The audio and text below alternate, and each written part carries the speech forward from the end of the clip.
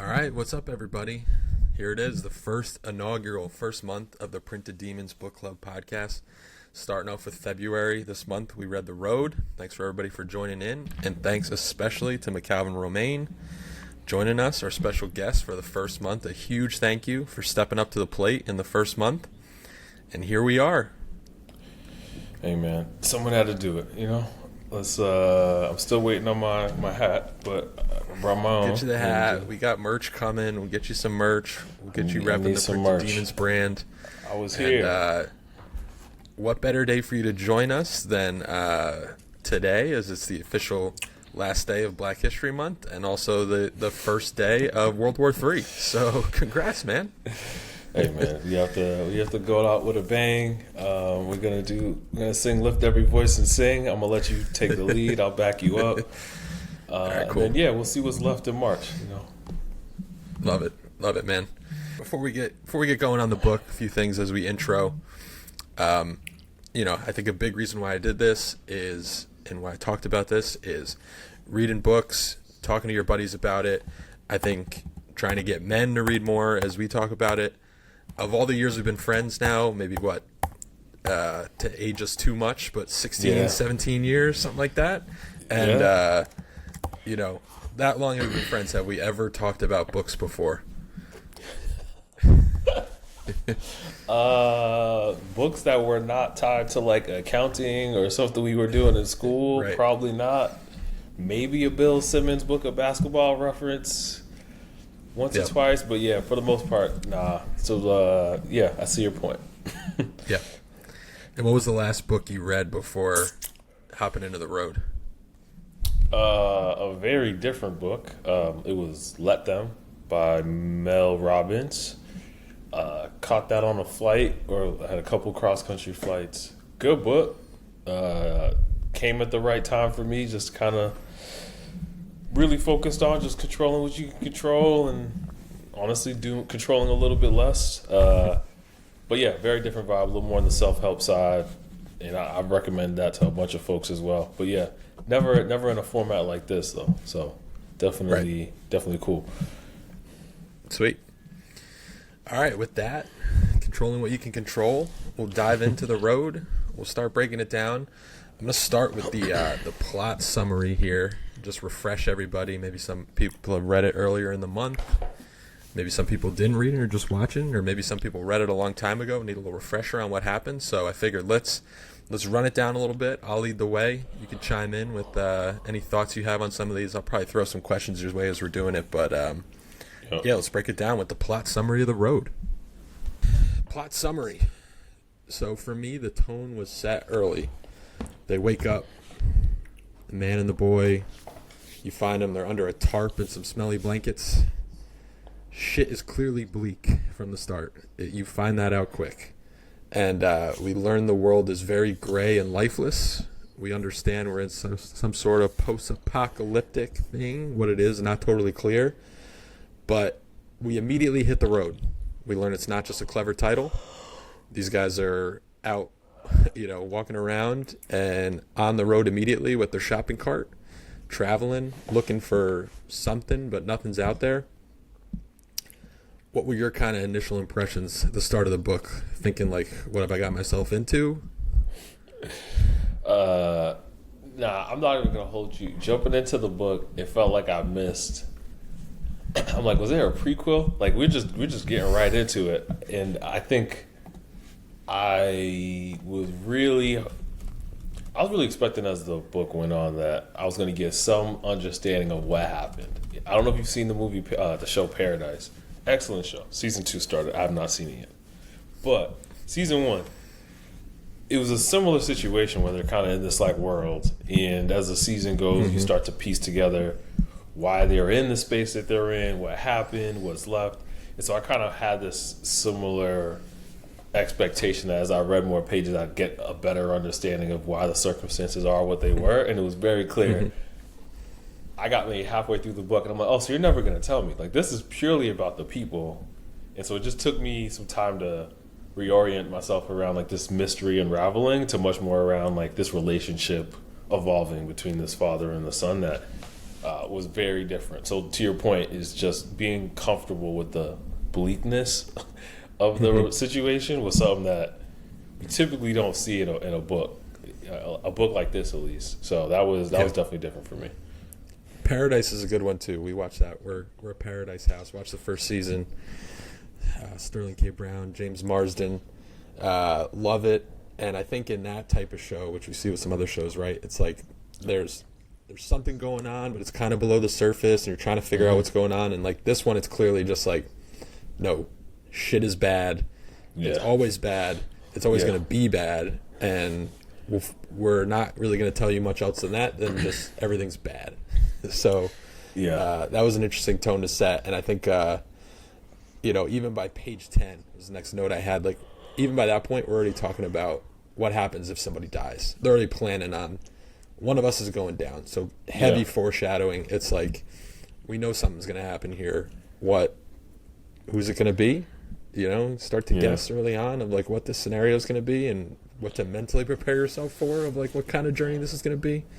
So we start that early. And then the other side of it is there's like these little luxuries that they have along the way. And when I say luxuries, it's like basic, just like stuff that we enjoy. So like early on they pop by the grocery store, the father gives the son a treat, they go to the waterfall, they go for a swim. And even in like those moments where there's like these little bit of luxuries, you just feel the dread.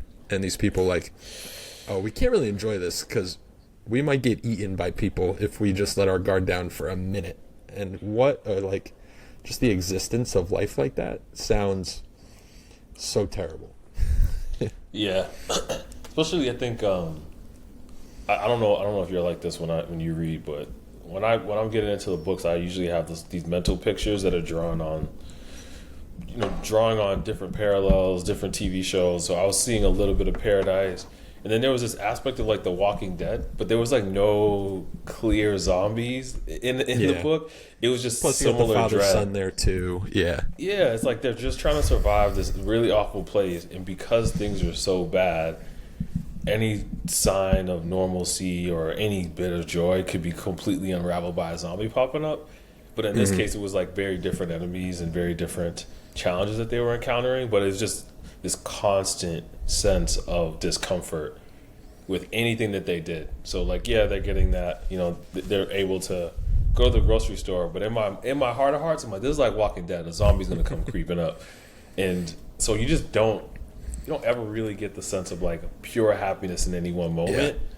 That was just like, I was told this book was going to be like sad. I'm like, oh dang, this is scarier than it's scarier than the zombie thing though too, because like on the zombie side of it, like at least like there's the zombie enemy, it's an other. Yeah. Like this book, and it gets into in like The Walking Dead and other stuff like that. But when it's humans that you're dealing with, and like this view of just how awful humans are, and like the worst of the worst, like that's the scary shit. Humans are the scariest, right? It's like it's kind of crazy. I know this is not our lane, but I had one of my best friends used to that whole conversation that was on the internet about like men. And like them being like men versus the bear. I was so confused. I was like, what are y'all talking about? And I had to have like one of my friends. She sat me down. Was just like, I gotta explain to you this bear thing because you're super confused on this text, right?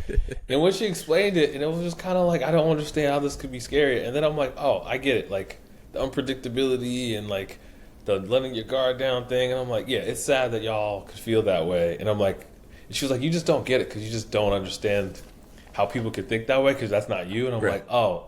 And I think it's a similar situation when you read the book, or even people probably hearing this are like, yeah, how could you be more scared of like humans and zombies? And I'm like, well, it's the fact that you kind of know zombies, what they are, what they after. You just hit them with a shotgun and it's a wrap. You know the bear's agenda. Yeah. The agenda is very clear and known, and it's like the lack of understanding of the agenda is actually the scary part. And I'm like, oh, I get it. That's a little bit of the male privilege versus the bear piece that I'm living in. And I think in this instance, when you're looking at the book, it's just kind of like survival privilege. You're just like, hey, existing is a privilege, and another person coming around then kind of shakes your normalcy. And that's truly how the dad operated. Like the entire time, it's like, we're doing our thing. You want to survive, but the sign of another person being in the space or having been in the space sends him in a little bit of a tailspin in terms of like protecting his kid in a way that I was like, all right, well, yeah, you're enjoying yourself, but I think they were at one point they kind of rolled up and saw that there was some canned goods that were left over. They were old. Mm-hmm. But he's like, oh, this is like someone purposely left this. Yeah. That means they might be here or be near. Yeah. Immediately just uncomfortable, let's get out. And I'm like, oh, okay, cool. Yep. But like, you found a nice little space that y'all can hide in, but because there's some elements of humans and you don't know their agenda, you're like, all right, we gotta run. Let's just isolate ourselves. So that was a very interesting, and again, another moment where you're like, all right, dude, everything is sad. And you always get to a point where you're like, all right, dude, I gotta turn on some sports right now because like I got another chapter of you being sad and like sad, it's heavy, gray day, super heavy. And I'm like, all right, cool, let's throw on some like sports or a House Hunters episode and rock out. Reading this book in like the dead of winter too, it's like, oh damn, like there's no escape from any of this. I'm looking outside, it looks like what they're talking about, you know? The ash that's falling, like that, you know, that could just very well be the snow that's falling outside. So all right, so we're there. Also early on we learned that the dad is sick. He's coughing up blood all the time, so clearly not good. That's not a good situation. Can't imagine the urgent care CVS situation in this apocalypse is great. So we probably not going to find a way to solve that, the whole coughing up blood problem. And then around like page 50, I just have a note that just says, this is when shit gets real. Because we find the truck of dead bodies. That's like our first, like, there's like these moments of like, it's almost like horror porn of like these different parts of the book where like he's just throwing some crazy shit at the wall of like, this, you think this was scary? I got scarier shit down the line. So we got that. We've got, we come across the guy struck by lightning. And that's like our first human encounter, right? Of these two, the dad and the boy, traveling down, and they come across this guy who's been struck by lightning. And eventually they just end up being like, can't help this guy. Yeah. Like, nothing we can do here. And I feel like a lot of this book is like, yeah, it's set in the apocalypse, but it's also like metaphors for like stuff you deal with in real life. And it's like this idea of them constantly talking about, are we the good guys? You know, the son's always like, we're the good guys, right? We're the good guys. And then they come across this person who clearly is doomed, not looking good for them, just been struck by lightning. And they're just like, you know what? We can't really do much to help this guy. We got to help ourselves. We got to keep moving on. So that immediately is like that internal struggle right away, right? Yeah. I that's a powerful piece throughout the book because you see it from the lens of the father, who's his agenda and his specific objective of protecting his kid is very clear and known, and then this kid who's going through the situations with his dad is not only processing the elements of survival through his dad's lens, he's also processing these decisions and what that means for him and his dad. And so while his dad is, we're the good guys, we're, trying to make it out, and we're not going to be operating like some of these other folks out here, whether it's violence or cannibalism. The son, who seems very pure-hearted, is like, hey, we should help people, and we should make sure we're like lending a hand and supporting and sharing food, things of that nature. And in many ways, there's this juxtaposition of like how you can be a good guy while also not doing these kind, helpful gestures that he was taught and raised to do. And like, what is enough? What is the appropriate level of support that you should offer before you start feeling like you're the bad guy? And it's very clear there's this tension point for that kid to try to understand that, and then the dad is kind of pushing him towards survival while also trying to make him feel comfortable with some of these decisions that I think the kid is just like grappling with throughout the book. Yeah, and that constant thing of just dealing with morality, being a parent, trying to be like, oh, I'm teaching you this lesson, or it's the common like, I've taught you this lesson, but maybe I'm not actually going to do it. But listen to what I say, not exactly what I'm doing, because we got to do shit just to survive and not get taken out here. So after that, we get our first glimpse of like trying to piece together what happened to make the world like this. So we go in and it's like a scene of the father and some woman, and all the clocks are stopped. They're kind of waking up like, what the hell's going on out here? There's a picture that she's clearly pregnant at the time. And then there's a sense of panic and like, what are we going to do? But nothing's like revealed of like what happened. It's just like at one point, just all of a sudden the world stopped being what it was. Everything got destroyed. And these two people presumably went on their own. And then we find out a little bit later through another story that the dad's kind of telling to himself or through a dream or something, like the mom decided to commit suicide because she's like, I can't go on like this. I don't think any of us should go on like this. There's no way to live. Like, it's time to go. And for me, that resonated with me because, like, I don't know, anytime anybody talks about any of these, like, apocalypse stories, watch The Walking Dead, all this stuff, I'm like, I don't know, man. I think I'm out on day one. Like, I don't know if it's by my own choosing or I'm just getting got because, like, I'm not ready for this. And, like, I'm not ready to live in this type of world. I'm built for a world with like central AC and DoorDash and stuff like that. Like that's the world I'm built for. So I think like that's the kind of thing where it's like this book makes you ask a lot of questions of yourself of like, well, now you throw a kid into that equation and what are you going to do about that? So that's where I think we got our first glimpse of the past there, right? So Yeah, and that part of the book in particular was probably like one of the saddest parts in general because you got a little bit of understanding of the circumstances and a little bit more into the psyche of the dad because he's clearly, dealing with the loss of his wife, and then he has to always kind of think about this, setting up this idea of like hope versus surrender. And so when he's carrying that gun with the 2 bullets at the first, there's this option for him to be like, all right, let's just get out of here. Like there's no hope here. But there's clearly some hope that he's holding on to that, his wife and the mother didn't want to, that, that wears at him over time. But I do think because of that, he wanted to make sure that he, saw it through with his boys for as long as he could, despite the illness. But like I said, man, this is like compounded sadness. I'm just like, dang, man, like give me some light at the end of the tunnel somewhere. Yep. And there was nothing from that story in particular, outside of the fact that they were alive long enough for us to like read about it at this point in the story. Right, and that too, like as we just talked about too, is like. There's a lot of shit going on right now in the real world that, like, this shit's super bleak. I don't know how I deal with this every day. You read one news story after another, and you're like, man, this is just tough to deal with. And it's like, well, is there a light at the end of the tunnel? Are we moving towards something better? Is there something that keeps us moving along?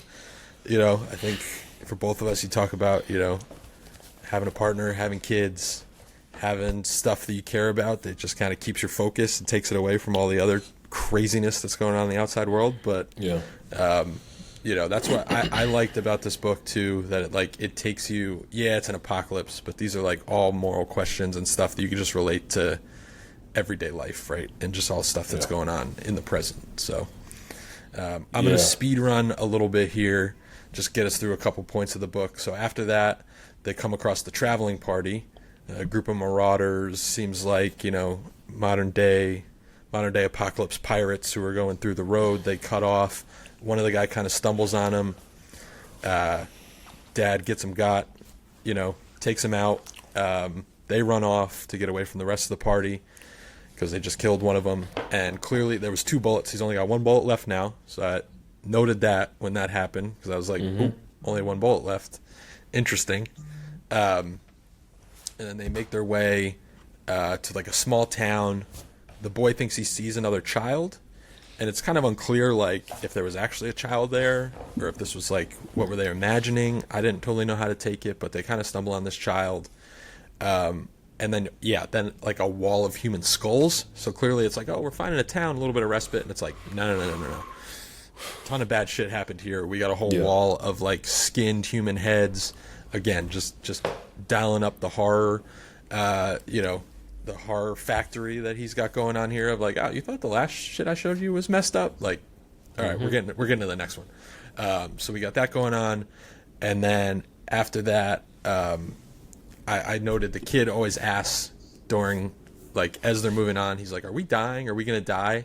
And I thought, to me, that was like the perfect version of, like, if you're living the apocalypse and you're traveling, it's like the "Are we there yet?" traveling with the kids. Like, instead of like him sitting in the back seat, like, "Are we there yet? Are we there yet?" It's like, no, are we dead? And then I'll stop here. The last one I got was page 110. I got to it and I just wrote, "Holy f***, the naked prison dungeon," which was like, I was like, whoa. Again, it's like, oh, you thought the other stuff was messed up. Well, I got a new one for you. And they stumble upon that, and it's like literally like they thought they were about to break in and catch a whole bunch, like catch a break, and literally they stumbled upon maybe some of the most horrific stuff that's been in a book that I've read. I don't know about you, but I was like, this isn't great. So, and you did the speed segment and wanted to just pull up to this part. This was the one you were like, let's just get I was comfy. like, let me get to this, and then get a reaction to that. Yeah, it's kind of like I felt like this whole section is just like, all right, we're on the road, apocalypse. We're trying to get somewhere. We're traveling south because, like, kind of some unknown reason, it's just getting colder up north. And in my head, I'm like, well, they've probably been living up where, I don't know if they've been living there for a while. Why do they have to move now? Maybe seasonal. Maybe they moved up there to get away from more people. I don't know. But it's just getting colder. And now we're just, like, speed running into, like, the House of Horrors, right? Yeah. Yeah, this is the worst part of the book for me, mainly because, as I was saying earlier, I'm such a visual reader. When I'm like reading it, the graphics at this point is just like really hard to digest or even be comfortable with. I remember the naked prisoners; they were talking about like the limbs that they're missing, and I think at one point they alluded to like a roasted infant, and I'm just like, dude, this is like, it's awful, because you're like, yeah, people will do whatever they gotta do to survive, but like to read it in the extent in which they're doing it, I'm like, oh yeah, this is kind of crazy. It reminds me of any time you get to a really sad or like gross part within The Walking Dead. Like usually a door closes and then like you see the person on the other side of it like cringing, closing their eyes, as like you hear horrible sound effects happening in the room behind them. And this book was a version of that, where they're like, nah, doors wide open. You are going to experience it too. You're going to see the horrors of what every element of every zombie movie has ever implied.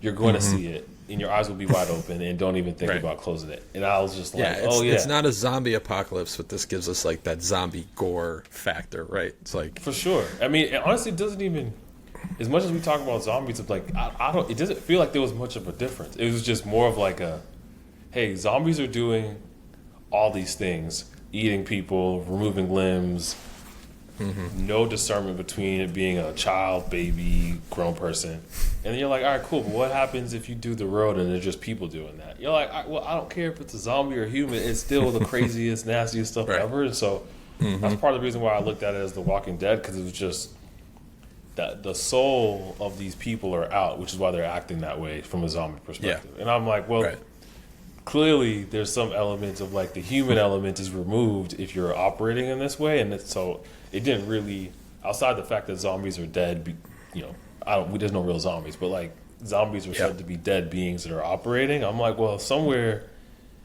along the lines, these people died and they're operating in this like post-human element, or at least perspective, where they think it's okay to do these things to other humans. And I'm like, all right, cool. Not interested.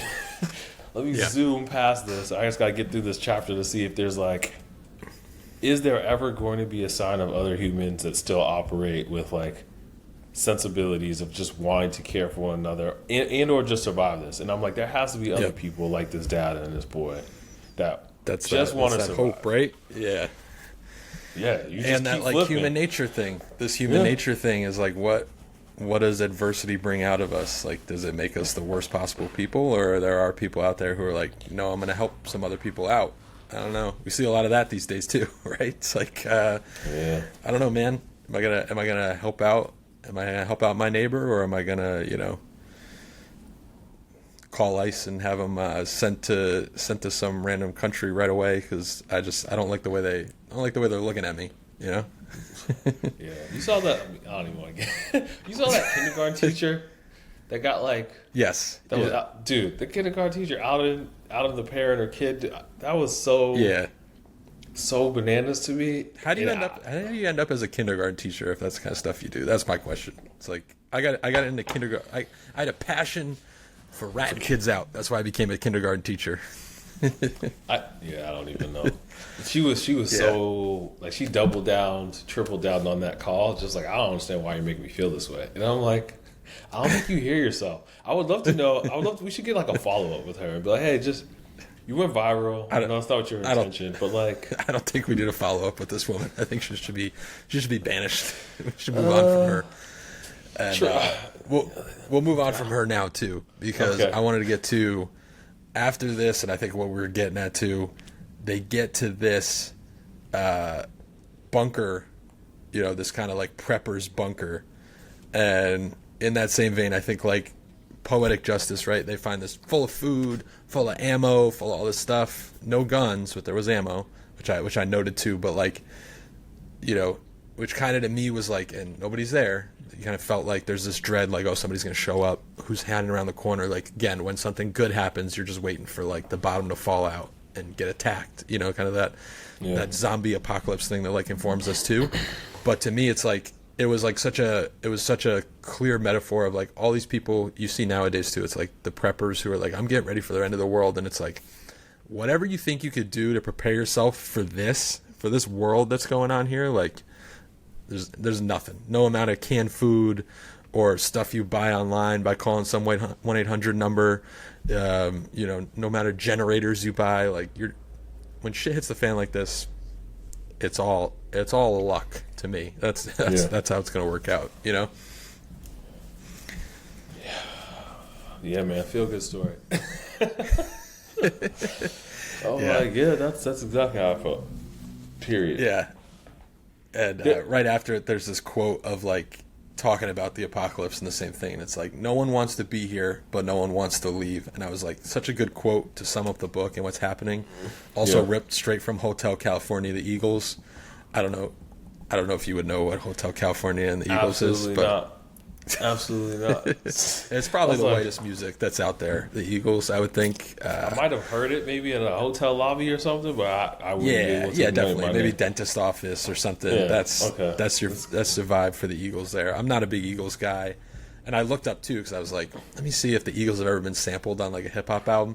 The only one I could find was the Beastie Boys, which is the whitest hip hop group ever. So that sounds about right. Okay, so isn't that Jewish soft boys rock from category? Brooklyn? It's like in soft rock, yeah. Okay. Well, yacht rock, classic yacht rock. Okay, I probably heard it. Not quite yacht, but okay.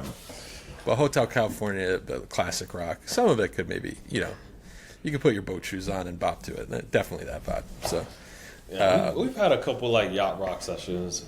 Me and the homies. We've been out, coasted. We had our girls with us. We just Palm Springs trip, get some yacht rock in the evening, sunset or something like that. Some Michael wine. McDonald is universal, man. Bops are bops. I don't know. Like who's my favorite yacht rock artist? We're going on a tangent, but I forget the dude. Hey man, it's Black History Month. He sounds black, and then you find out he's white. And it's got to be Michael McDonald. Is it Doobie Brothers? Dude, what's the dude's song? He has a couple bangers. Now I'm gonna have to look it up. Yeah, I got you. I gotta. Michael McDonald, is that? It's the one. It's I used to play a ton for C when she was a kid. China Grove. That's a big one. China Grove.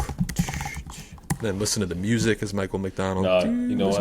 I put yacht rock, white guy that sounds black. Bobby Caldwell. That's his name. Bobby Caldwell. I don't know if I know him.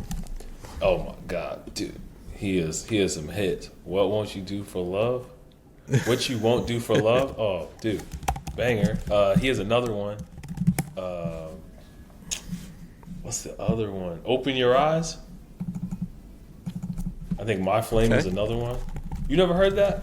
I mean, you probably can't drop it on the pod. You'll get pulled. But I'm telling you, man. Yeah. I'm telling you, man. Y'all don't know. And I'm not gonna sing out here and embarrass myself. But I'm telling you, I see you. All right. All right, I like that crossover. Little yacht rock. I don't know how we, that's just what happens with us. We're talking the road, we're talking naked prison dungeon, and then we shifted into a little yacht rock. Yeah, you got to keep it light sometimes, we're gonna end up talking about basketball and a LeBron debate at some point, like Luka and the Lakers. Somehow it'll get woven in because we got range. Yeah, I mean, I'll ask it now. All right, so we're about to stumble on the old man, right? Mm-hmm. And as you're picturing this book. And I think so much of like apocalypse, media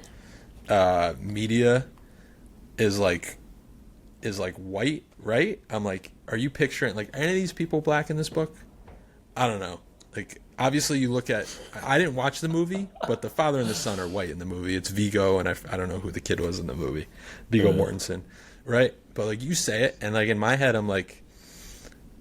We're the ballers in this apocalypse. Like, is LeBron James surviving this long? I don't think he's built for that, right? He's a little soft. Yeah. He's used to kind of a certain lifestyle. But like maybe Ant Edwards, like Anthony Edwards, does he survive longer? Like that'd be a good as we transition to some hoops talk. Like what hooper is surviving the longest in the apocalypse, and where are the black dudes on the road? Basically, two questions. This is a setup, bro. This is a setup. See, I don't know. I think the easy low-hanging fruit is Ja Morant. That's just because good probably would be. Yeah, I think he'd be ready. But he's reckless, though. Like, he'd get himself in trouble right away. That's the problem. True. I just think he'd have supplies. What about Isaiah? What about Isaiah Stewart? Isaiah Stewart. Jalen. You came across that guy on the road. That's tough. Yep. Yeah, I'm not messing with him, but he strikes me as a dude that would have like a militia. He'd have a whole crew of folks that you just don't mess with him in the compound. No, I got it. I agree with you, but I got it. I got it. I know who the winner is.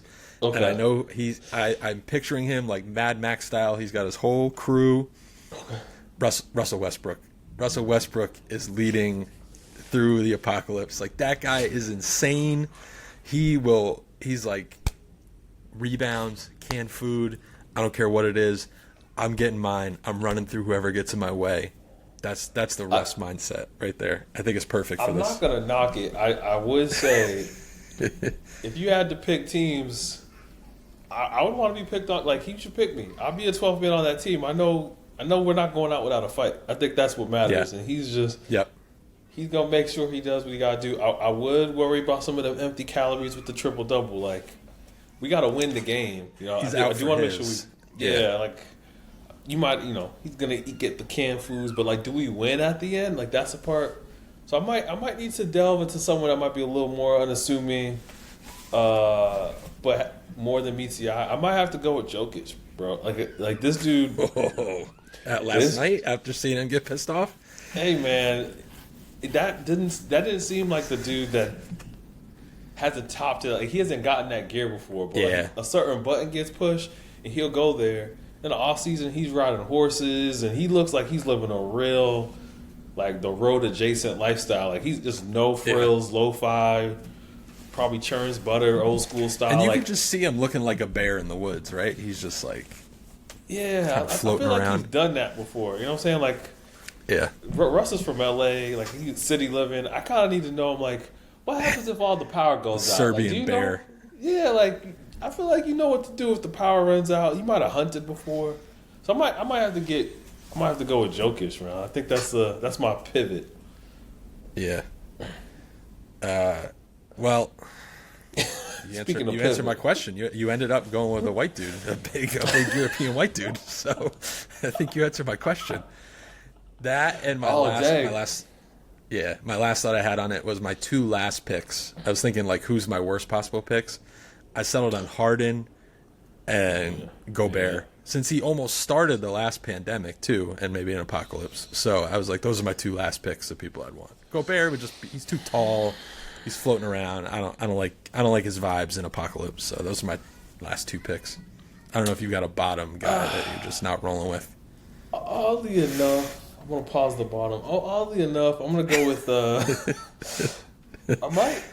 I agree with Harden, but if I'm gonna give Jokic the him being the winner, I'm gonna have to go with another white guy. I'm gonna go with Luka.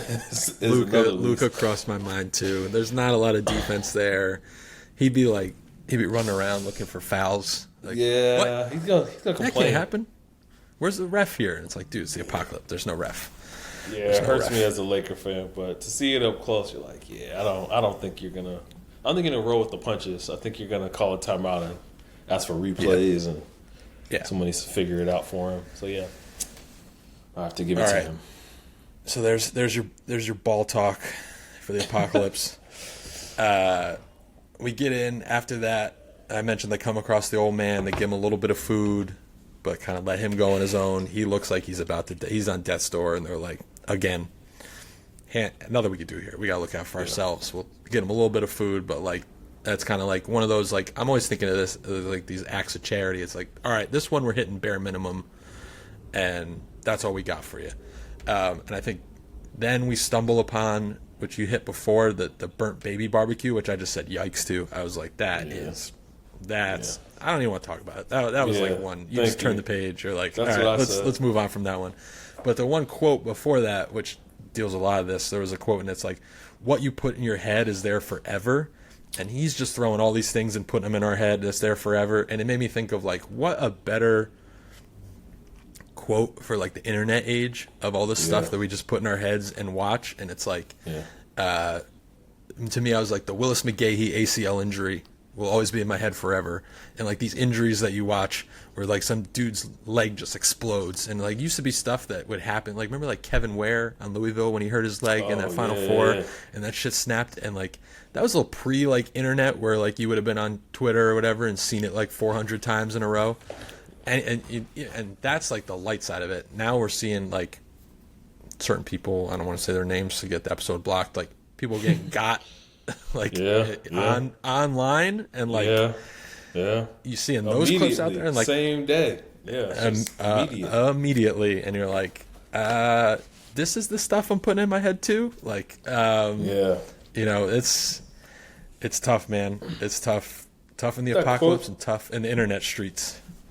I think I can't remember the quote, but I do remember something like that resonating of like, the things you want to forget you don't, and the things you want to remember you can't, or something like that. And I was just thinking like,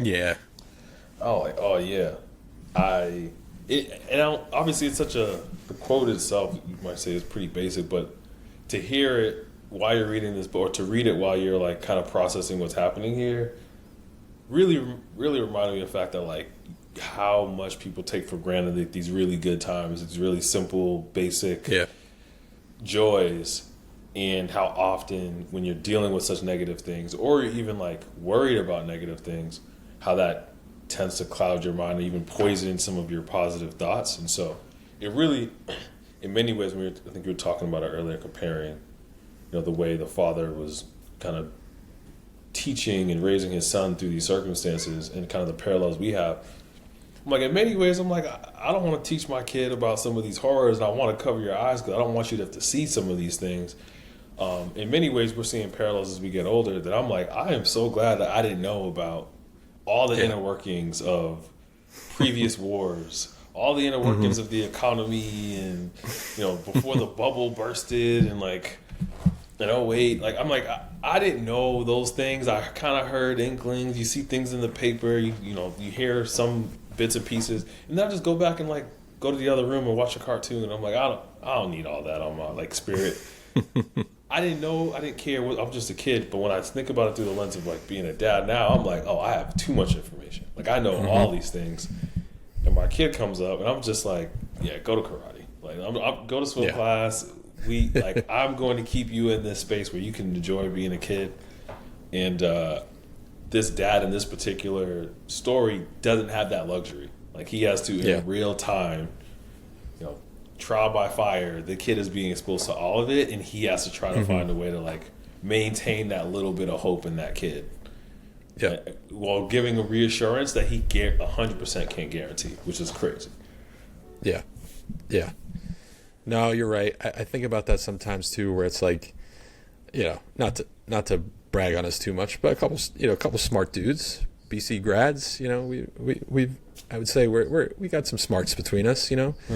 Boys are wicked smart, and it's like sometimes you have too much information, like especially operating in the world today. It's like it almost sucks to know too much, because like I talk sometimes, it would just be so easy to just be so dumb, right? And just not like know what's going on, and you're just like you're just dumb. You put on the red hat and you go like I don't know, build a wall, and like that. All right, that works for me. That's all we need, and like I don't have to process anything else or think about anything. It's like, man, sometimes it'd just be nice to be really dumb. Yeah, it's a lot easier to explain decisions when you're just ignorant to some of the things, and so it's not to say folks don't have their reasons and rationale behind it. I think it's just very difficult to explain certain decisions people make. But it's super interesting when you're seeing it from this lens of this kid. I think one of the things like The Walking Dead or like Game of Thrones, like those shows where you see these things that are happening that are horrifying, you'll often see the other person's perspective. Yeah. And you're like, oh, this is why they think this way, and there's nobility involved, there's tradition involved. And then in many ways you look at the story and you're like, I don't think you could ever explain an infant barbecue to me. So like, let's just skip that perspective entirely and just keep it pushing. Let's keep going. So yeah. All right, we'll keep going here. Speed running again a little bit. We finally get to the ocean. They were planning on getting to the ocean for a while, and you always think like, oh, we'll get to the water. That makes me feel good. I'll be by the water, have a little beach day. Not the case. You get there. There's like millions of dead fish on the beach.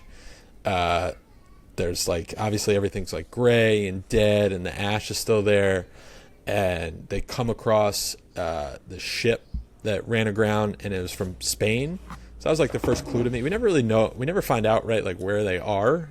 Yeah. I assume like, oh, they're in America. To me, it's like they're going through like, I don't know, Virginia to get south or whatever. Like in my head, it's like, oh, that's where they are. But maybe they're in Europe. I don't know. We don't really know. It's never made clear. This boat's from Spain, so that makes me think, maybe they're in Europe. His first kind of clue. He comes away. He goes, gets a bunch of supplies. The biggest one of note seems like he gets this cool flare gun. They play around with the flare gun for a little bit. Seemed like a bad idea. I wasn't a big fan of like, hey, let's shoot the flare gun in the sky. I mean, seems like a rough one. And then they do have somebody come steals a bunch of their supplies and basically everything they had as they're hanging out on the beach and getting some stuff together. And they catch up to him. They take everything he has, take his clothes, and that like basically breaks the boy, right? He's like, that's the breaking point for me. I thought we were the good guys. He kept up that kind of thing in his head of like, I think a lot of us do, is like, I'm one of the good guys. I'm always one of the good guys, right? I've done these things, and then something happens where you're like, wait, maybe I'm not one of the good guys, because we just took this guy out and gave our own form of justice, and that seems to be like really the breaking point in this kid's, almost like he's still a kid even in this apocalypse world, but like the end of his childhood, right, like is done at that point. No, it's he in many ways kind of shielded him from a lot, or was able to explain his way through a lot of decisions that they made, but this was one of those where it's difficult to tell your kid throughout most of the story that you need to worry about people stealing from you. You need to worry about people taking things that don't belong to them, or harming them in any way. And then seeing it happen in 4K in front of you, and then your dad trying to explain his way out of it. It's just, at that point, you're like, dude, I think you mentioned earlier, like the do as I say, not as I do thing. Right. At that point, it's like, even if the kid tried to separate it, it's like, we can't say we are the good guys. Or at the very least, you can't say you're the good guy. Because what are we doing here? Which was like at that point, especially because we're kind of deep into the book at this point, you're kind of like, oh, where do we go here? Like, what? Yeah. How does this boy process this and move forward? And what does hope look like for him now that his image of himself might be somewhat changed or evolving? Sure he's going to look back at some of these other decisions and say, hey, you know what? I don't know if I listen. I don't know if I buy this guy's rationale if he's capable of this. Right.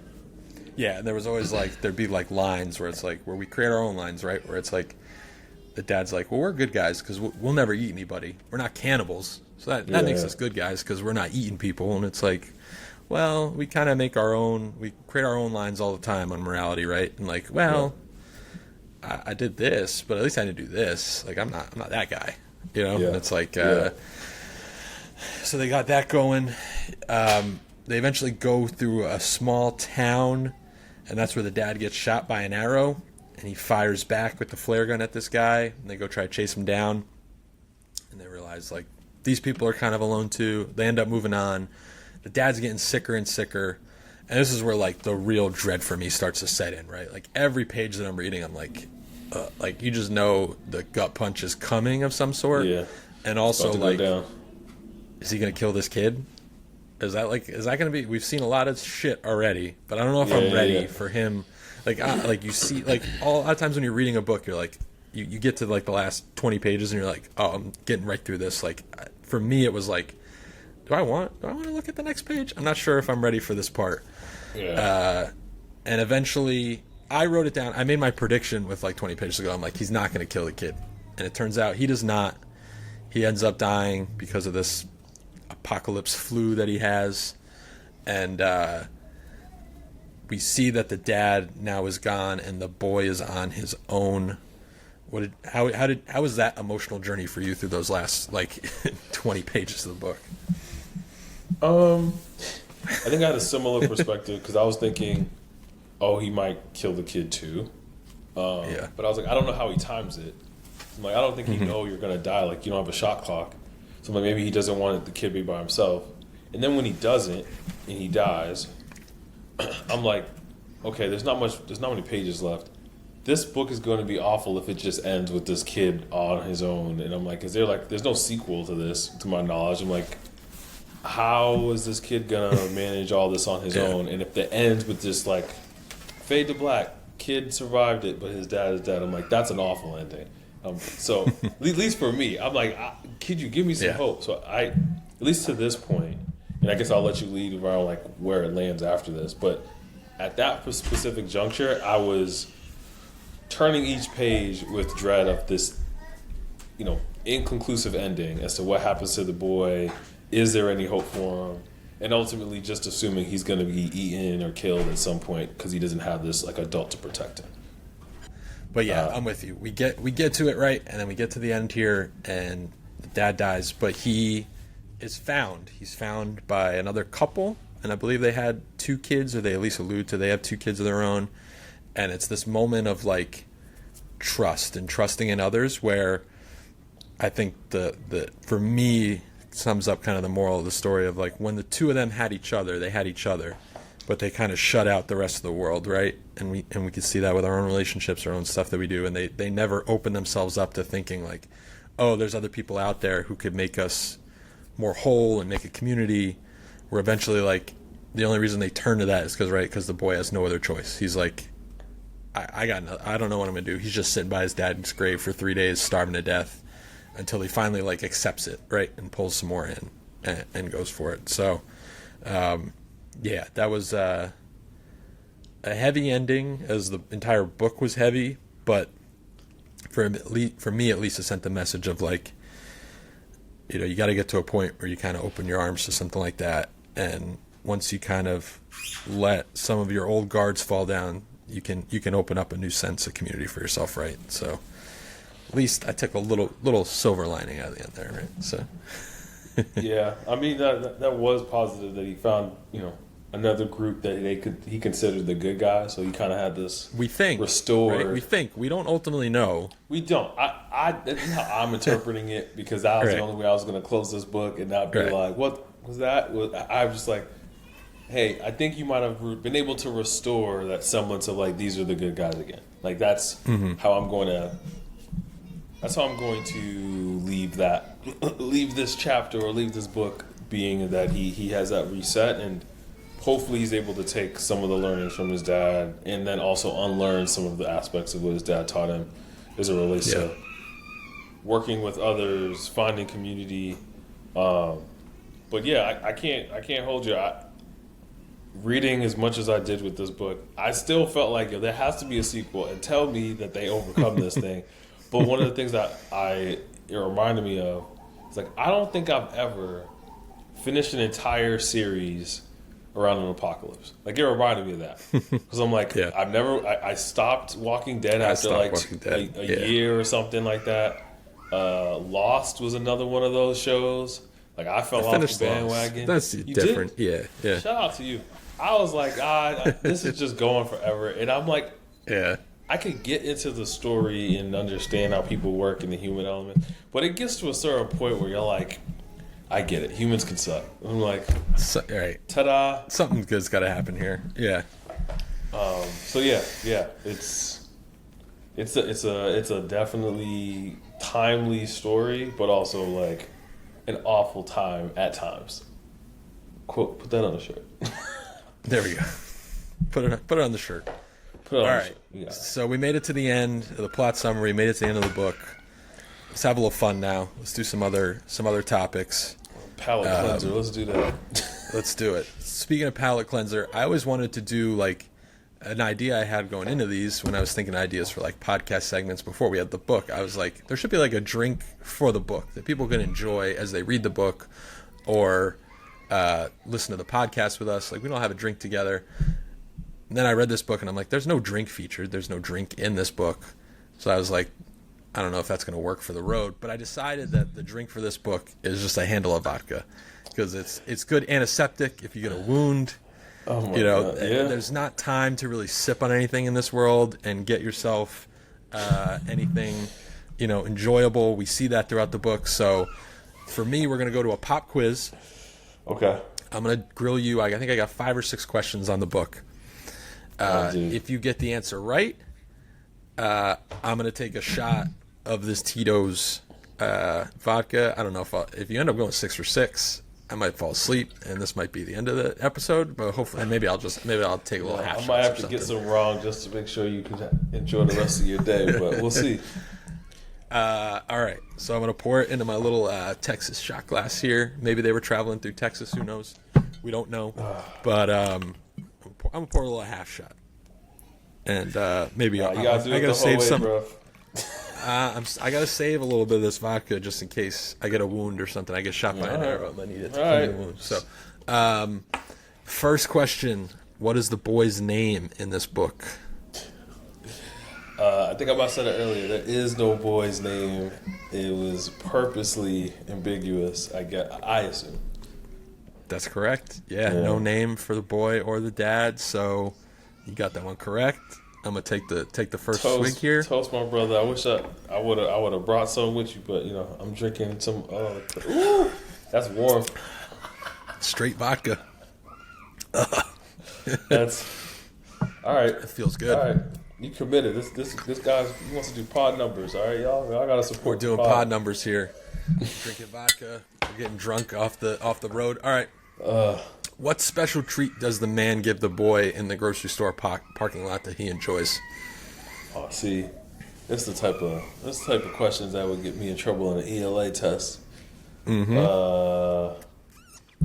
What did he give him in the parking lot? Early in the book. I don't even remember, bro. I can't. Yeah, time's up. I'm not playing. I'm not giving you unlimited time when I got shots on the line here. All right, fair enough. It was the Coca-Cola. He gave him a can of Coke, and he was he was kind of sipping on it, and he's like, nice. He was little. Like, I was like, even the apocalypse has a Coca-Cola ad. It's like. Yeah, I remember now. And he the boy wanted his dad to have some too, which was like super nice. Which is super nice of him. But I actually was thinking, this is not going to end well for the dad because he was just like, nah, you should have it. And it almost felt like, I don't want to waste it. Don't waste it on me. Right. Yeah, so we had that. All right, I already poured a half shot for this next one, anticipating you get one of these other ones right. Cormac McCarthy, the author, I did a little video on him. Weird dude. He died at his ranch in Santa Fe, New Mexico when he died. What other person in the news right now had their own ranch in New Mexico? Had his own ranch in New Mexico. Yeah, he's in the news a lot right now. I have a guess, but I'm scared. I was like, Go ahead. I don't know. Make I a was guess. gonna, who's in the news more than like Epstein right now? Does he have That's a ranch? correct. Yeah. Cheers. What? Cheers to the New York Hey, financier, man. Jeff Nah, Epstein. I'm good. You got. Why do you know that? Why? That's a crazy guess. I don't. Why do you know this? Like, never mind. It's in the news. It's in the news everywhere. All right, fair enough. Him and Cormac both had ranches in New Mexico. What was going on? I'm tying pieces together here. Tying things together. Oh my man, that's crazy. Okay, duly All noted. right, That's really a a tougher fun one. fact. Yeah, fun fact. Fun fact. Guys who own ranches in New Mexico. Fun fact. All right, I got another one for you. What hour were the clocks at when they froze during the apocalypse? That's a tough one. I don't think you're going to get that one. But what hour? What was the hour hand on the clock? The hour hand. Yeah. Oh, this is when they. This is when they were about to tell the story about the mom. Yeah. It was like 1. 1. Oh, shit. Okay. Yep. It was like pretty early. All right. Hey man, I told you I was really trying to figure out what happened, and I thought I was about to find out. So that whole Damn. Yeah, that I ball know. part, I was like, oh, this is about to go down. It's like, oh, it's 1 a.m. all crazy, and then yeah, nothing. All right. Well, Sorry, bro. 3. See, I thought I had you stumped on that one. I was like, there's no way he's getting man. this one. like I said, I vividly remember being like, oh, it's like 1 a.m. in the morning. I'm like, maybe a bomb hit them or something, and they just didn't tell you. So I was like, all right, well, all I know is it's 1 a.m. Bottoms up, bro. All right. Hopefully you don't get any more right. I got shit to do today. What is their catchphrase, the dad and the son? I'm going to qualify it as a catchphrase. I'm not going to give you more context because I can't take any more of these. What was their catchphrase that they had together? We're the good guys? We're the good Is guys. that a catchphrase? Kind of, yeah. I was going for it. They talk about carrying the flame. Oh, we're carrying the flame. fire.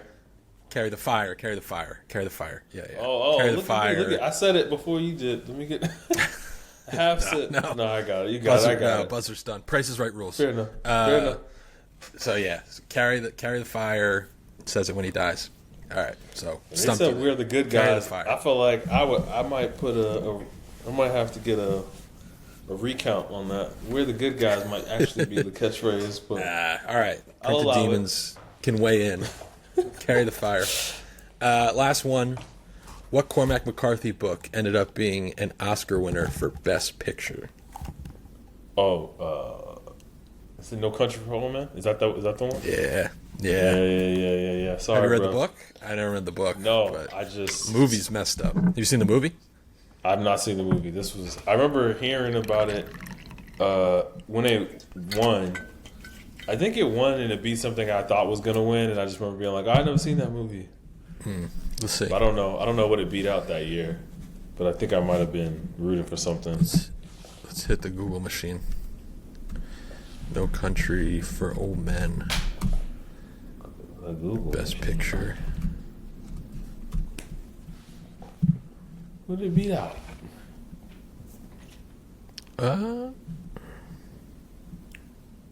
Best Picture at 2008. Okay. So 2008 Best Picture nominees. Let's see what kind of movie year we had there. So we had, I don't know if that's the full list. Let me get into the Wikipedia. All right, we had No Country for Old Men 1.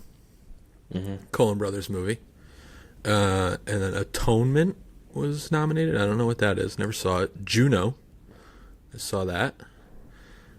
Michael Clayton and There Will Be Blood. There Will Be Blood, No Country for Old Men. That's probably the two top ones. Got it. That felt like an Oscars so white year, right? That was the thing. Yeah, I'm like, I don't know any of those movies. I've heard of Juno, but I've definitely not seen any of those. So let me take that back. There was no other All right. movie. I gotta do my shot for No Country for Old Men. So. Oh yeah, do that. Man, how many was that? Right. At least that was 2, 3. 4. I'm gonna take it. You got 4 out of 6. So you're still. I'll the take percentage it. isn't that high, but you got it. So all right. This was close to a summer reading test I've ever taken, and pretty good numbers. All right. Now that we've conquered that pop quiz, and I got 4 half shots of vodka in me, let's dive into Ask a Black Guy, Ask a White Guy. New segment. Sponsors waiting on this one, but figure opportunity here. This is a reunion, for people who don't know, of the Ebony and Ivory podcast. 2014 we did. Yeah, so 12 years in the making, something like that. We did a few episodes, the two of us, mostly talking ball, catching up. I think we were ahead of the game in the podcast game. I think there's still a lane 2 for, like, I can't think of one. Maybe I'm missing out on somebody, but the black guy, white guy hangout podcast, shooting the shit. I don't know. We get some Bill Simmons, like Van Lathan, but there's a big age gap there too, right? So that's a little different, little generation gap. So I don't know. Isn't that like MacCalvin, Rich Paul now? Ain't that okay? Yeah. That's the new one, right? So we walked so they could run, right? yeah. It's a different vibe. Maybe so I'll drop a clip here. People can hear a little bit of the old Ebony and Ivory podcast. Get some fire takes, okay? Make sure I sound smart. Fire takes.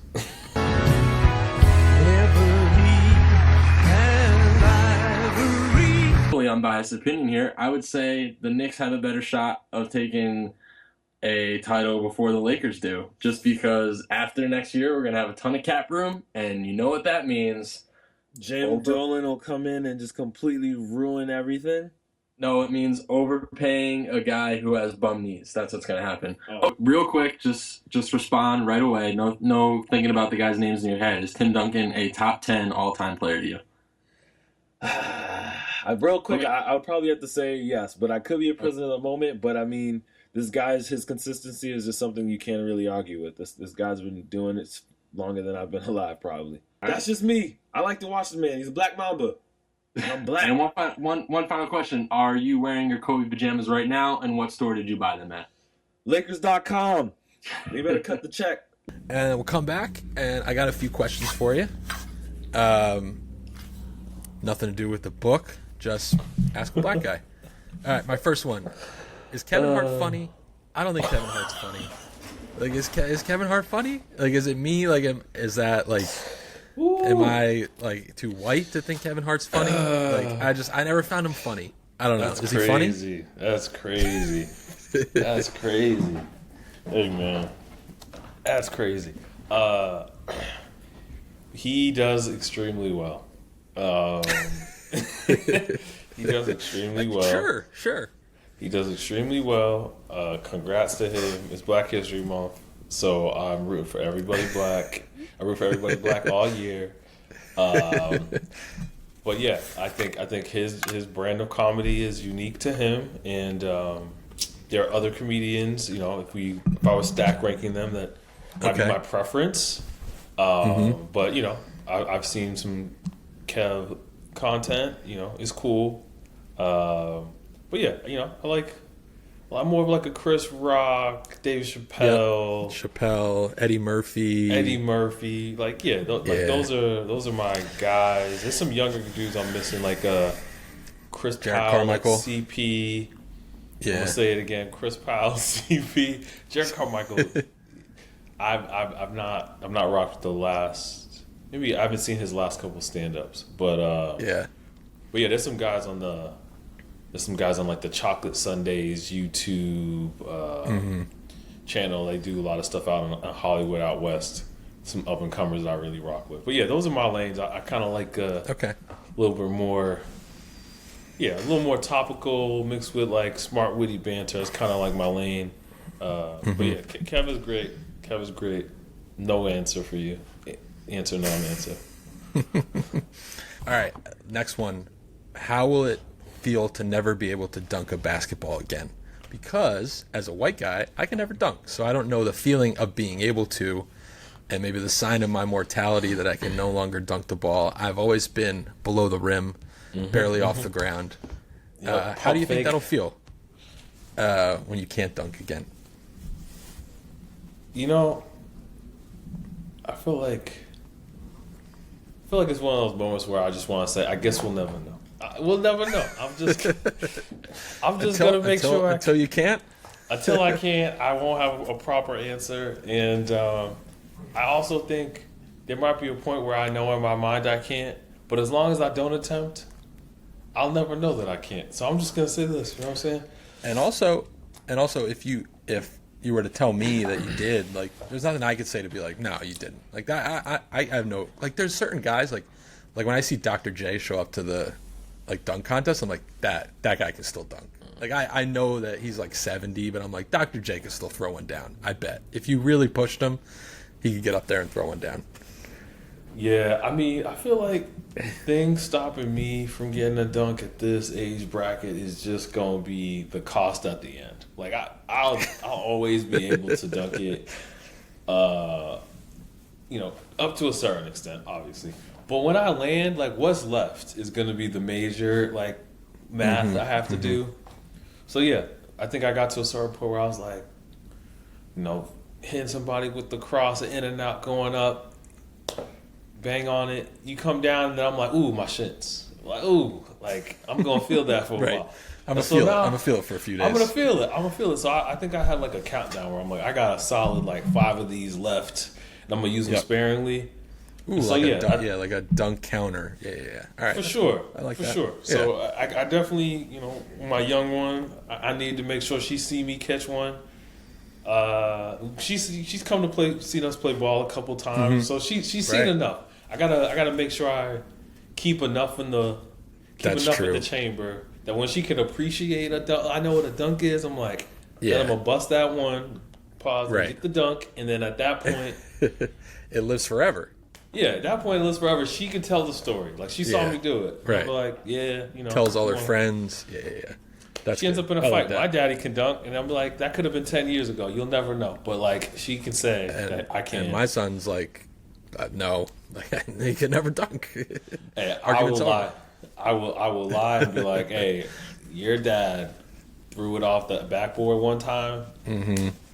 This one banging time on somebody's soul port, like that guy can't walk anymore, and that's why he doesn't dunk anymore, because he doesn't want to hurt anybody. That'll be my gift to you. All right, I'm gonna drop in the episode right now a picture of me playing ball back in the day. People can weigh in if they think that guy could dunk. I don't know if there's a picture of us playing together. Probably like a celebration photo.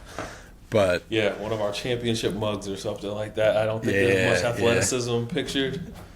Yeah, tough. Fair enough. All right, my last one. Now that I've got the form to ask it, as which you'll get to fire your questions to me in a second. But as a white guy, what's the number of questions I can ask you or a black guy before asking if you play basketball?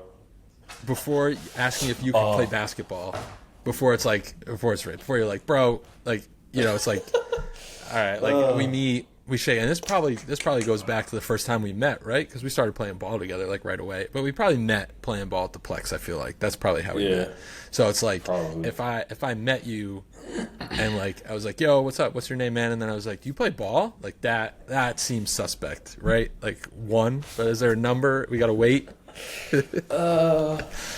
I actually don't think it's a number. I think it's really just based on the flow of the conversation. Like vibes. What's the vibes? What's the context? Like, if I meet you and we're watching a basketball game and you ask, "Hey, you play basketball?" I'm like, yeah. Context wise, that makes sense. You enjoy the sport. Maybe you engage in the sport.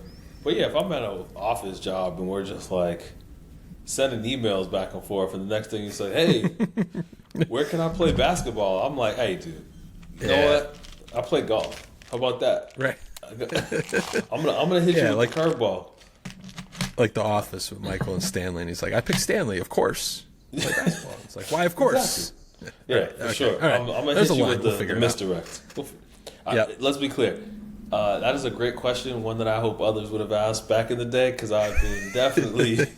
That's been a question. A first question out of someone's mouth, like not what your name is. It's just like, hey, so you play here, right? You play ball, right? Uh-huh. I like the number of times I wish I just said no. I'm like, I wish I should have told him I played Quidditch and just see what he did. But all right, we'll open it up now. Ask a white guy. What do you got? What do you got for me? All right. So be honest, on a scale of like 1 to like I own Patagonia, right? How confident would you feel surviving an apocalypse? I think I hit this earlier. Like I don't think I'd last at all. Like I'd put it at like a. Now I don't want to like shit on myself too much. I put it at like a 2. Okay, like 2. Maybe okay. I get some momentum going and I start flowing and like it really gets me and but I'm not. I've never held a gun before. I don't know the first thing about any of that. I feel like that's pretty. I don't know how to make a fire. Like all this shit these guys are doing. I don't know any of that stuff. So you like watched, I feel like Naked and Afraid or one of them shows. Like I've watched them, but it's like watching. I don't know. Like it's like I watch. Yeah, but it's like I watch professional golf too, but I can't do any of the shit those guys do. Like I'll watch some of that stuff, but I don't know how to do any of that. Like. Did you own like golf clubs one time? I feel like you brought me to. Oh yeah, no, but I guess I'm saying like I could play golf. I could play. Okay. But like watching what they do, like I could walk around the jungle. Like you can play or, like, around. walk around. Yeah, but I could play around and play and like get by. But could I like be a pro and survive the apocalypse or survive a week in the woods? Yeah. No, I'd be eating wood off the side of a tree and trying to survive for like 2 days. You know, it's like I don't know. Like, I have no shot. Okay. So I'm gonna put it all the way down to 1. That's it for me. All right. Well, let's do a quick remix of that same question. 2. How confident would you be? A quick remix of that question would be: how confident would you be? Again, 1 to owning Patagonia, of surviving a 3-day camping trip. No apocalypse. Just hop in your car tomorrow. You got a tent. You hit up REI. Did all the things, thermos, whatever, all the fixings. Not glamping, but camping.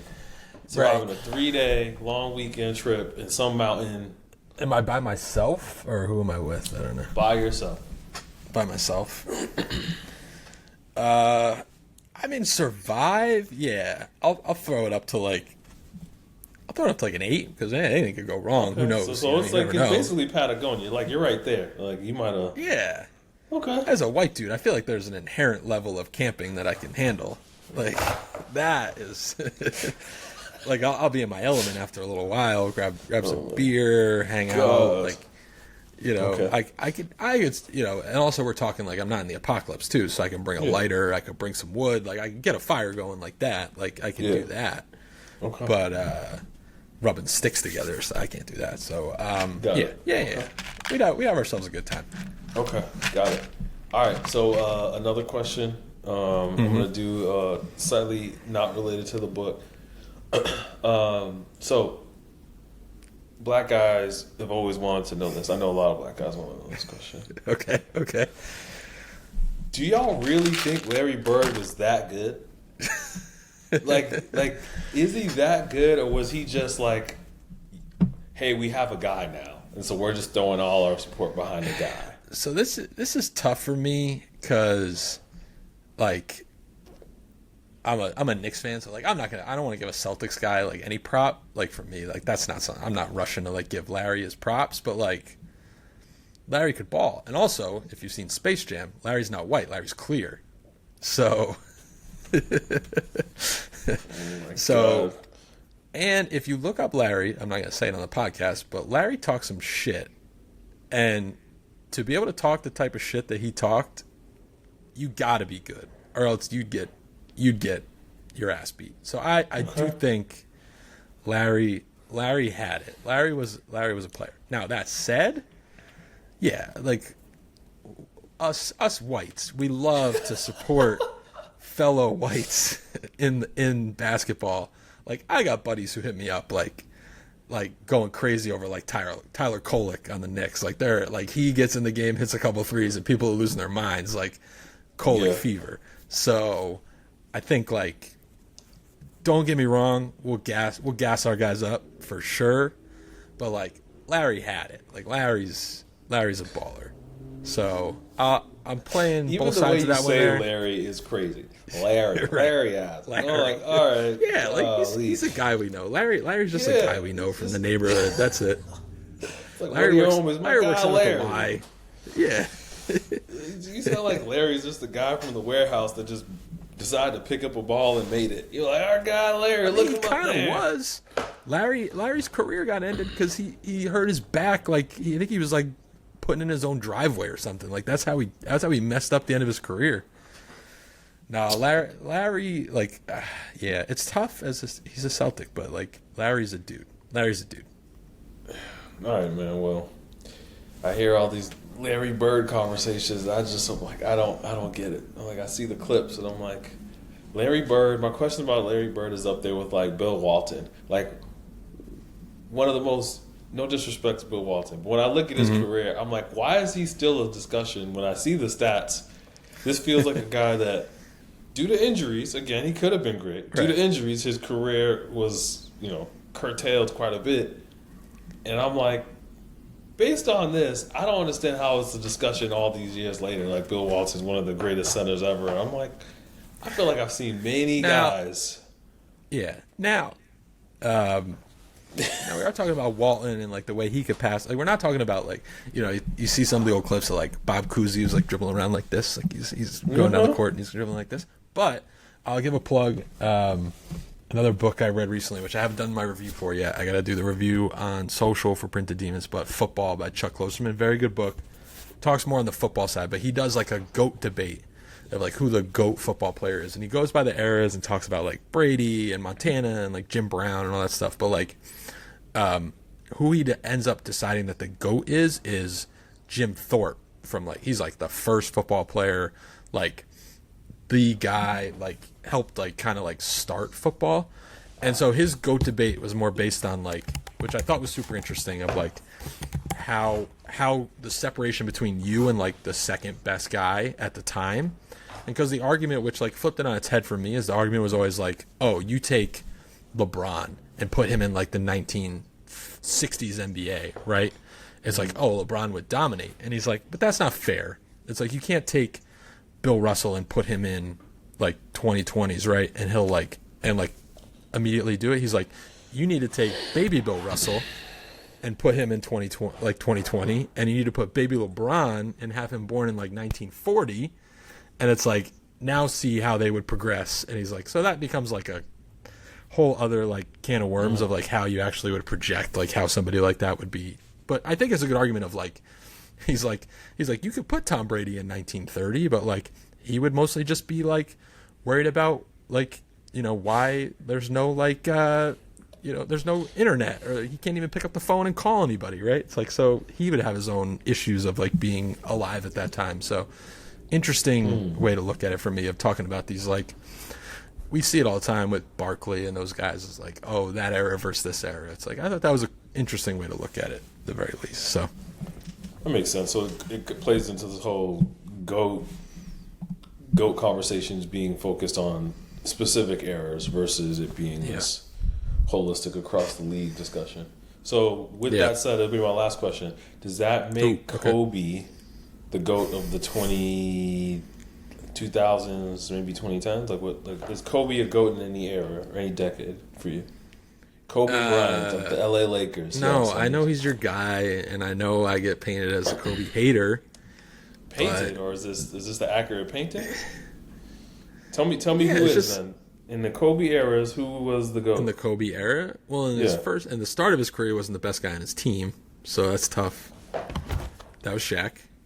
Yeah. And then out of that era, for me, a guy who doesn't get enough respect of how good he was because he's boring, is Duncan. Duncan's the best player of that era.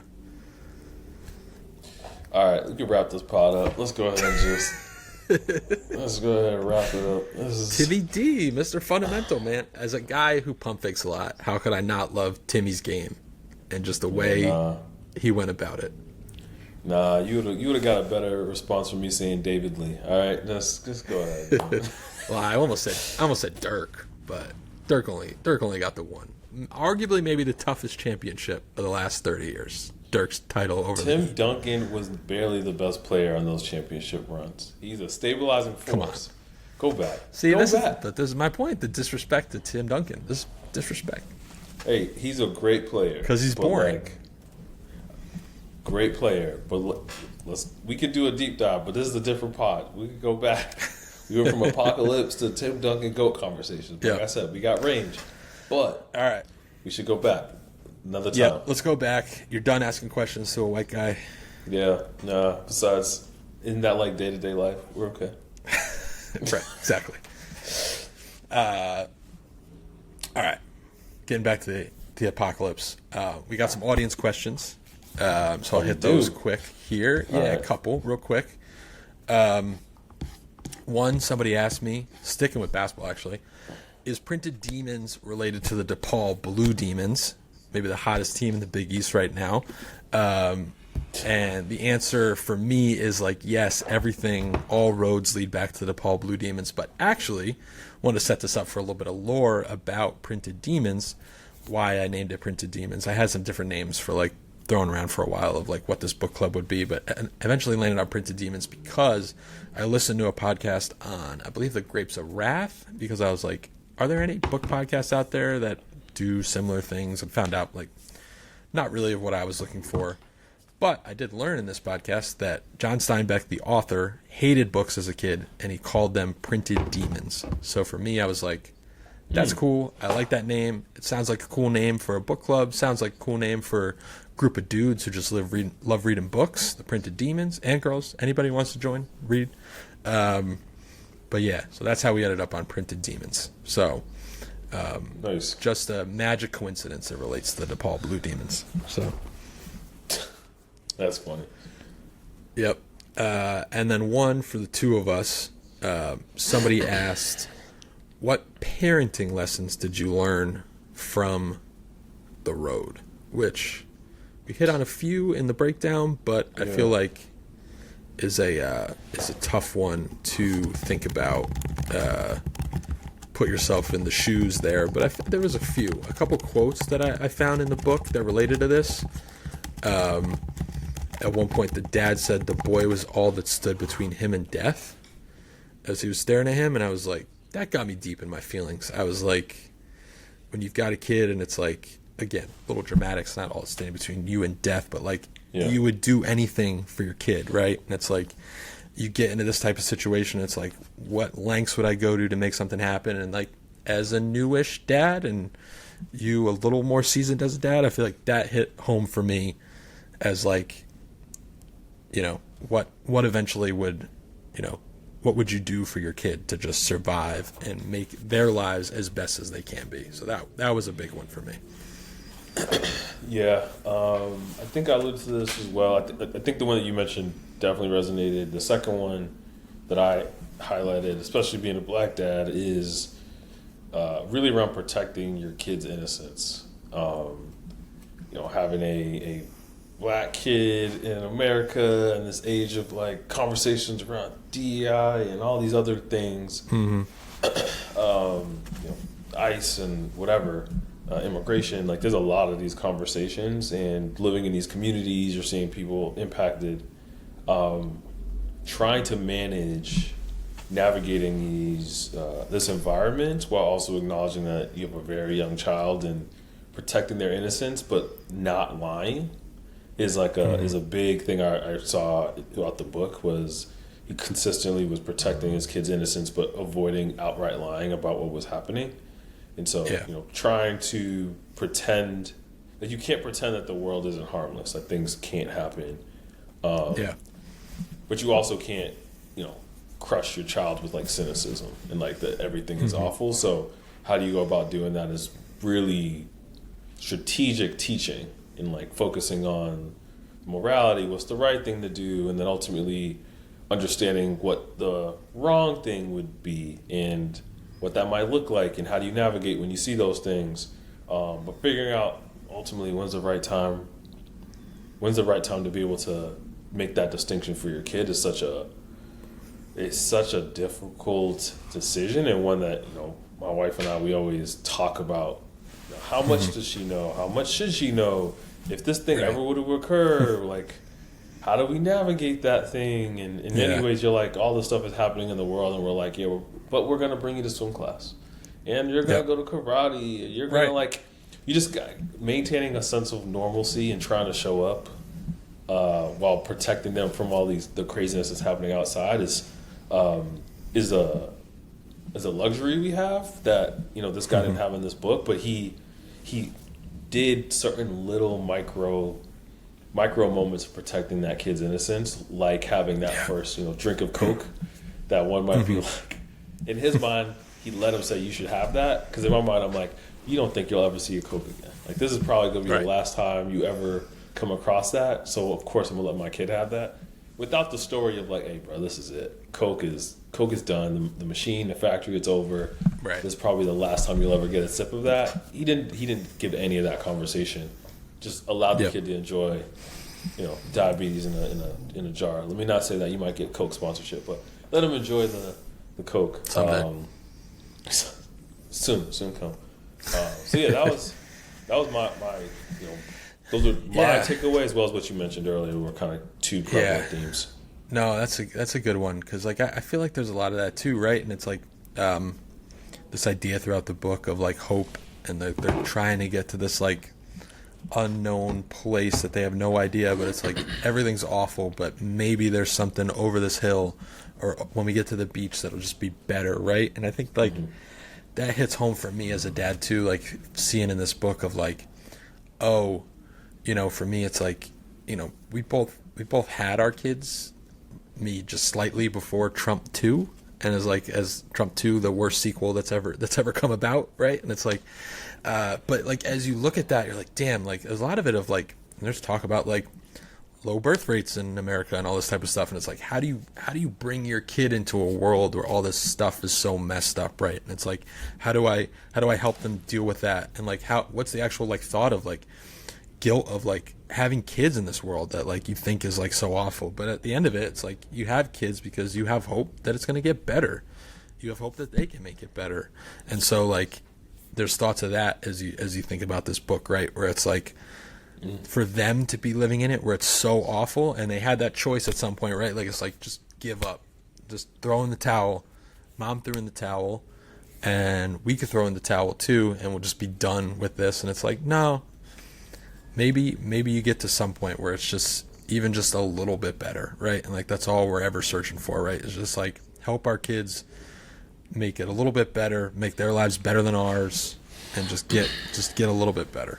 So yeah, I think, and I'll kind of drop the mic on this, at least this part of the pod, is that I think one of the important elements or takeaways of the book, as well as often the father's role in child rearing, is often minimized or not even emphasized as it relates to teaching of morality. There's an aspect, real caveman, like I'm gonna teach you to fish and hunt and tie a tie, but in this book it kind of flips on its head because the mother isn't there, where the emphasis is truly on like, how do you raise a good human? How do you raise the kid to understand the morality, what's right and wrong, and then take care of them and provide shelter, but also teach them things, teach them to dream, teach them to, really, honestly just be. And I think it was a very clear difference as the dad was kind of going through his whole element of survival, where he's like, I'm teaching you a bunch of things that I'm probably not going to follow because I can't. I just have to survive. But like, I need you to be better than me. And I think that's a takeaway for us as well as like dads, is like, we aren't going to do it all. We aren't going to do it all right. We could be stressed, anxious, about the way the world is, but we want better for our kids. And like, how does that show up? It's going to show up in the way we raise our kids. We'll protect their innocence, but like, provide them the tools to be able to then process and understand things when inevitably it comes to their doorstep. So there's no rule book for this, for sure, this whole parenting thing, but it was cool. Besides the craziness in the book, it was it was an interesting opportunity to kind of put yourself in a position, because there were no names, to be like, hey, how would you operate in this situation? And there were many things where I'm like, oh, I wouldn't do that. And there were other elements where I'm like, man, I can't even think of a situation that crazy for me to even know what I would do or begin to think what I would do. But yeah, man, like it's not one of those Rambo movies where you could just shoot your way out of it. So like, it's a scary situation. Then I'm like, well, I'm cool. Let me just let me rock out here. Things are bad, but it ain't that bad. So we gotta keep fighting. And the youth will take care of us, man. We just gotta keep teaching the right way. That's it. That's good stuff. Yeah. All right, we'll get to from that kind of uplifting part we tried to do on this book. We'll do a little bone to pick. Anything you had that like issues you took with this book? For me, one of the ones I had the most was like, there was just no info on how this boy survived from like being born in this world to like growing up to, I don't know, I had him at like 10. Yeah. Like maybe, I don't know, maybe 8 to 10 in like where this book was. I don't know, man. I feel like it's hard enough to raise kids, raising them in this world. Like, how do you even get them to where he's at? Like, that's crazy to me. This whole like nature versus nurture debate too, right? Where it's like, for me, it was like the good versus evil thing, where it's like, how does he even understand? I guess, that's the dad's role, right? Is like teaching him good versus evil, but he's like, I don't know, this world that he's seen, how does he even like, comprehend that? So, that one for me was like, I don't know. To me, it's more just like, I don't know if you have a kid survive in this world. And I guess that's part of the book, right? Part of what you're trying to deal with. But I don't know. That one to me was like, I was okay with a lot of the other details that weren't filled in. But that one for me was like, I need to know a little bit more about how we got through this with this kid. So. Yeah. Bone to pick for me, I think it was really just, like I said, the end of the story. I would have liked to know kind of where the kid more directionally was thinking about it as he approached the new family, because it felt like a lot of the book was leading up to the ultimately the death of one of them, or at least one of them. And so to get the death of one and also not feel like I truly understood where it was going to go once the book ended was kind of one of those things where I'm like, it was so bleak that I'm going to fill out the entire story was, bleak. But by the end, you left such an open-ended conclusion that I'm just going to fill in the blanks myself. But I can't help but wonder as I walk into this conversation with you, I'm like, I wouldn't be shocked if Brad was like, no, they're all going to die. Or that group, totally going to eat them. Right? You're just like, it could go either way. And I'm like, I am going to just... The same person that read all 200 plus pages of this book is all of a sudden going to like hit myself with the remix and be like, and all of it led to a happy ending. And this is how it happened. And I'm like, right. Yeah, this is probably stupid, but like it's what I got to do to make sure I can move on. But I think the end of that, right, is just like a litmus test on your personality. It's like, do I see this as it worked out well or did it work out bad? Like, it leaves it open-ended. So it's like, for you, it's like, do I have a hopeful message, which I think he was trying to get across, or even despite all the like gore and horror, or is it like, nah, this kid's doomed, like he's just done for, like, so yeah, that's a bone to pick. We'll never know. And then my last bone to pick is always just like, when I read things like this, I'm like, where do you take a shit? Like, where do they go to the bathroom? It's like they're eating like old canned beans and stuff like that. I'm like, it's got to be smelling terrible around there. Like, you can't just go out in the open. I don't know. I would clown that, but actually that's a very real thing. I don't know if you've seen the show Hostage on Apple TV, like Idris Elba. Nah. But season 2, they're like stuck on a train, and they're stuck on a train, what seems to be hours. It has to be hours. And I just think to myself, like, people are on this train so long. You got old people passing out. You got younger people just sweating bullets. And I just thought to myself several times, bro, if I were on that train, I'd be so scared because there's no bathroom. I'm like, where are they going to the bathroom? I've thought about this so many times that it's interesting, because I was reading the book, I never thought about it because it was so much crazy stuff was happening.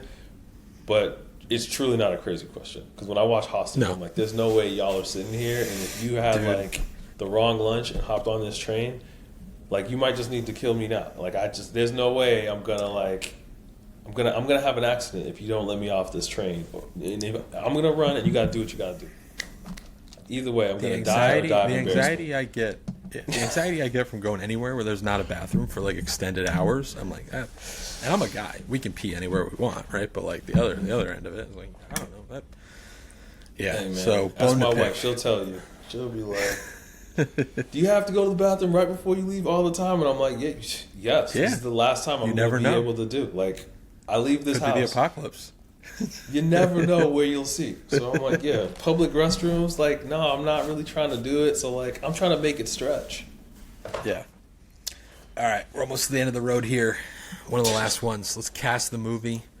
There was a movie, which I haven't seen yet. I don't think you've seen either. Yeah, but we're going to do it on our own. We'll make a remake. For me, I'm casting the road as Chevy Chase and Anthony Michael Hall from National Lampoon's Vacation.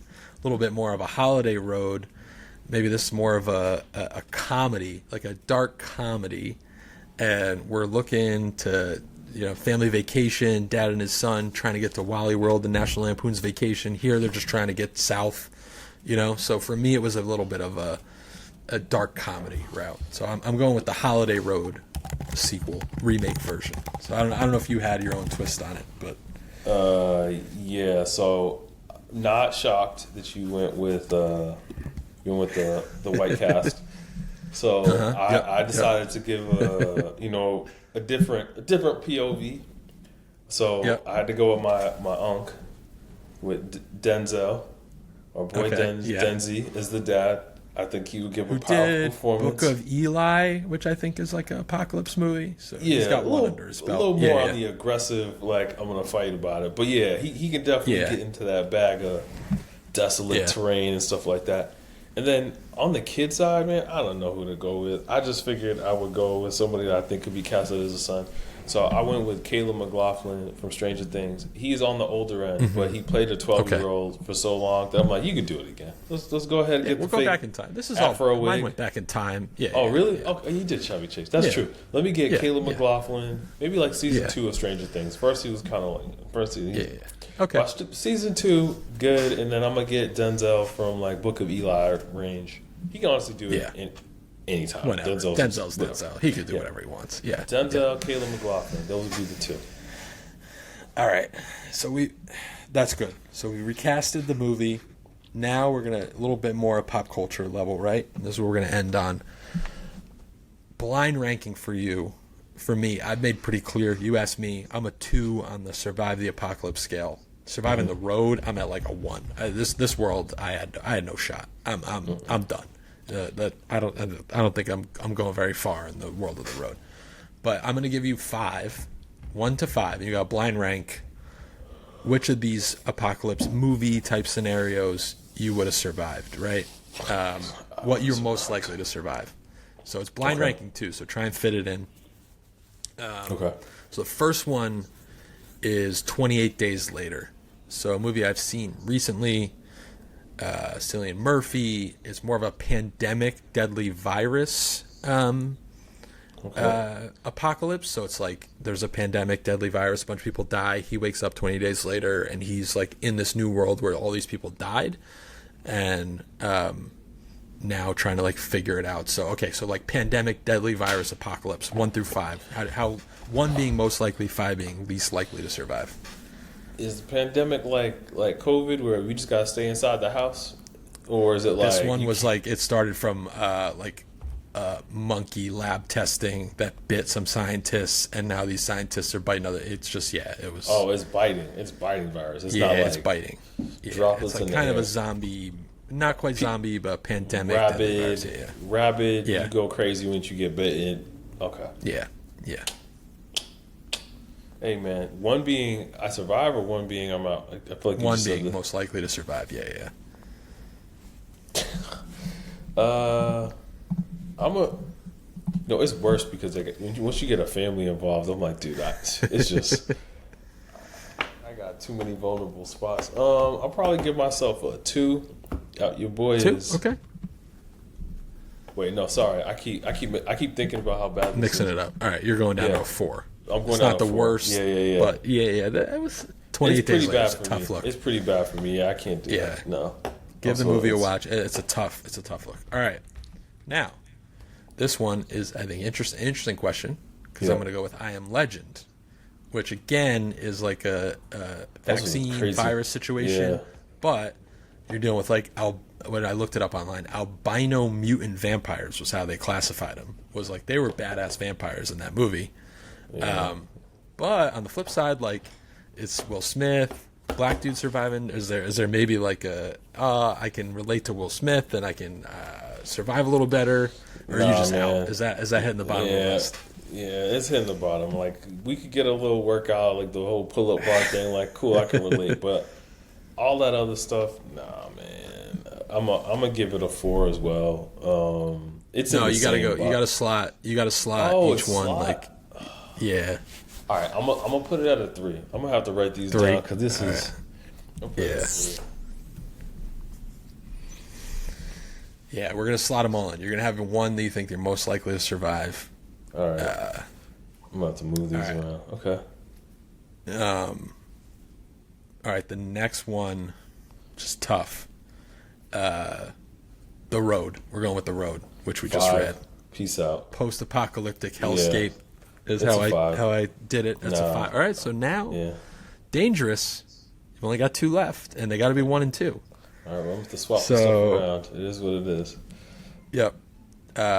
Last one you got. Second to last one. This Is the End. I don't know if you've seen that movie. James Franco, Seth Rogen, Is that Jonah the Hill. Obama, So it's like a Obama made a movie on Netflix or something like that. no. This is like this is Oh, more like wait. biblical rapture, but it's funny. And one of the funniest scenes I remember, they all like the night before, they all divide up like the food and try to ration it, and they're like worried about how much they can survive on. And then the next morning, Danny McBride, who's like Kenny Powers, rolls in and he cooks up the entire breakfast and like makes up all the food and just finishes all the food in one day. Because that's like a very me and the apocalypse thing, I think, is like, oh, we had all this food and I just made like this giant breakfast. So This Is the End. That was like biblical rapture, but funny. I'm gonna go with that being 1. Only Okay. reason being, if it happens, it happens. We're all gonna be out, and I don't gotta. I'd much rather it be quick and swift. You know what I'm saying? I'm out. Yep. So let me go with the 1 there. Let me see if I can slot All right. whatever you say next at 2. I think you can. So I think you played this pretty well. The last one I had was Snowpiercer, which is like the Ice Age, but on a train. See, for me, this would be low maybe because like I just hate the cold, and I would hate being in the cold. What happened? But- I thought you were like white guy that likes to camp, and you're outside in the elements. Like Not in the this- cold. No. Oh, okay. Now I was you're giving a picturing black like a guy nice take. fall day. Yeah, Yeah. this is the black take. I don't like the cold either. So yeah, I Right. almost thought about swapping it, but cold I can deal with relative to some of these like vampires and plagues. It's cold and every the day, road. though. You're cold every day. Yeah, but are there zombies chasing me? And Yeah, I mean, there's like other Vampires? stuff going on. Yeah, there's like it's end of the world, but it's more human, I believe. It's been a while since I've seen that one. I'm gonna go Snowpiercer and plead ignorance if someone Take hits it me too. in the comments. Yeah, I'm gonna Yeah. take it too. Someone Let hits me us in the know. comments and says why you put me Yeah. on, but I promise you, I've seen none of these movies. I told you I don't really watch apocalypse stuff, man. I can't even get down with these. I would have Stay watched away maybe from it. I probably would have seen the first 30 minutes and be like, yeah, I get it. I get it. Somebody's gonna Yep. survive at the end. Oh wait, no, that's not true. I seen the Will Smith movie. I take that back. Yeah. I definitely saw that. I got to support. I was Will, gonna you know what I'm saying? Yeah, well, let him back at the Oscars. Yeah, man. It's Keep over. my wife's name out your mouth. Exactly. All right, and with that, we've hit the end of the road. Thank you, man, for joining. I appreciate it. It was a lot of fun. It was fun talking about the book, fun catching up, fun for the Ebony and Ivory reunion. Yeah, man. Yeah. Love what you're doing, man. Congrats on starting the pod. And yeah, man, keep having these types of conversations. We do it on the pod or off the pod. It's Yep. good for dudes to have these types of talk. So we Yep. need more third spaces, they say. So I'm glad you're creating one. This is it, man. This is it. Well, I appreciate you. I appreciate you stepping up, being the first one, taking it down. And thanks, everybody, for listening. Let's go Demons. Let's keep reading. And March announcement coming soon. Whoever wants to step up and handle March. Tough shoes to fill with Mac here, but appreciate it, man. Thanks for doing it. Anytime. Peace.